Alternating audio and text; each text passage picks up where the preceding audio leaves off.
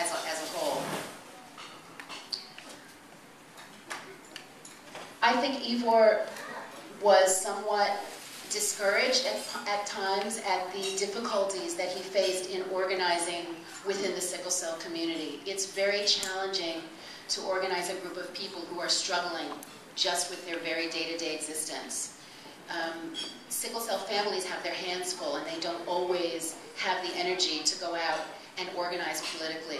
That's why it's so important for members of this community, which is an extension of the sickle cell community, the friends and colleagues of the people with the disease. You are the people who will ultimately make the difference because you have the love and the connection to people with sickle cell, but you're not necessarily wrapped up in the day-to-day struggle of dealing with the illness. And that, I think, is where we see the future of sickle cell organizing and bringing more resources to bear for research and treatment. And as Candice so eloquently laid out, there are some huge needs, particularly for adult care. What resources there are generally go to children. There are many places where you have fantastic pediatric sickle cell treatment centers, and when those children hit adulthood, they're turned out to the emergency room. And it's a very, very challenging time, very, very difficult, and I think that, again, what I wanted to kind of talk about today was my example for dealing with this, which was Ivor, and he was a very extraordinary man. For those of you who ever knew him, I don't know how many of you were here when he spoke a couple of years ago. He was quite a speaker. I've been trying to take some lessons from him. I hope wherever he is right now, he's proud of me. I kind of feel him working through me a little bit. But I don't know that I can do him justice. He was quite an extraordinary man. And the way that he got through the struggle and the fear is that he really tried to focus on the blessings of each day. And he tried to use courage and gratitude for what was happening. In the years when his life was changing and his world seemed to be shrinking, what he did have grew in magnitude. There's a couple of things you probably don't know about Ivor that I want to just take the time to tell you. He had a great sense of humor, and he was really into his hobbies. When you're at home and you're not working outside the house anymore, you've got a lot of time on your hands. One of his favorite hobbies was flight simulation. Little known fact, he actually taught himself to fly using Microsoft Flight Simulator. And a few years back when we went to Sedona for an anniversary trip, it was our first and only grown-up vacation. It was really great. Back in 2001. We actually went flying, well he went, I didn't go, but one of those small, airplane tours over the mountains. And he was so good, and he exhibited such good knowledge that the pilot actually let him take control of the plane for a little while because he knew what he was doing. He also had a hobby of collecting and building and collecting 1/6 scale action figures, which are like these 12-inch action figures. I used to kid him and say they're like Barbie dolls for guys. They were soldiers, pilots, martial arts figures, movie figures, fantasy figures. No joke, he probably had over 1,000 of them. And they weren't just things that you bought, you had to put them together. He was like a toy maker. He put them together in detail. For example, he would have like a halo jumper, and if you folks who are familiar with military terminology, they have tons of gear. He assembled all the pieces of gear on these figures. It took him weeks to put them together. He was a man of great patience, diligence, loved to have fun, and whatever he did with great dedication.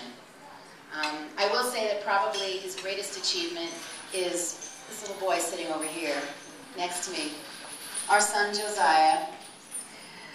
In the last 6 years of Ivor's life, he became a stay-at-home dad, full-time. While I worked, Ivor stayed home, cleaned so well. My house will never be as clean as it was, ever. And he was a teacher, a tutor, a friend, a playmate to our son. We've often joked that it was almost like he was being double-schooled. He went to school during the day and then he got homeschooled with Ivor. That man spent 2 hours a day doing homework with him. In kindergarten, okay? He was dedicated. And and in first grade. Just a little. Because then we lost him back in October, so he didn't get much in first grade.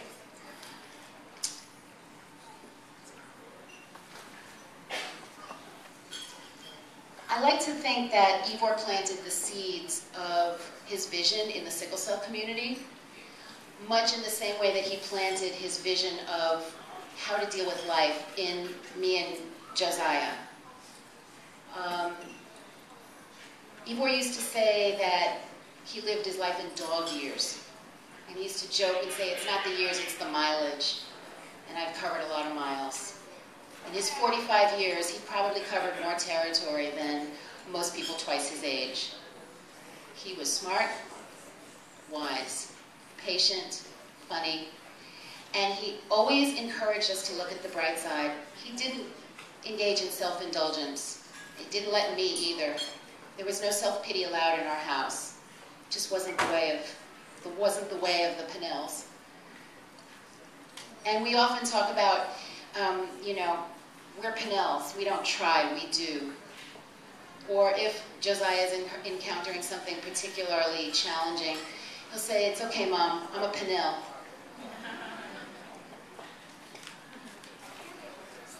Yeah, I'm embarrassing you. I just want to say again that in terms of dealing with sickle cell, it is one of the toughest illnesses that I've encountered in my life. I've had close contact with many illnesses through family and friends and people that I used to work with. The big ones, cancer, heart disease, diabetes. Sickle cell is a pretty awful illness, and it requires great stamina and great patience and great faith and courage on the part of everybody who has it and everybody who is in the life of the person with the disease. In one way, I can say that this disease brought a gift to Ivor and to us and to all the people in his life who knew him, which is that it really taught us to appreciate every moment of every day. We learn not to take anything for granted, and I think that's the main message that I want to leave you all with today, which is that when you're faced with death or feeling like you want to die on a regular basis, it really gets you in touch with what's important in your life. It gets really hard to take things for granted when you're facing these hard parts of life every single day. People who are generally healthy, or as my friends in the healthcare advocacy world like to say, the temporarily able-bodied. You can't really take things for granted. It really brings great meaning to the term one moment at a time. And so just one of the things that Ivor used to like to do when he ended his speeches is he would like to use quotes. So I'm going to, quotations I should say, not quotes. Is it quotes or quotations? I forget which one is which, but the one, you know the one I'm talking about. So I'm going to end this presentation today with a quote. And that is, every day is a gift. That's why they call it the present. And that was said by my son, Josiah. And I thank you again.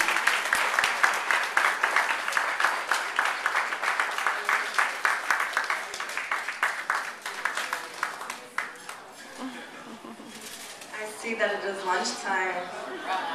And also, enjoy yourself at the bar for red and white wine. And raffles, 50-50. And the door prize raffles and the regular raffles. See Jean and Lisa and Lisa.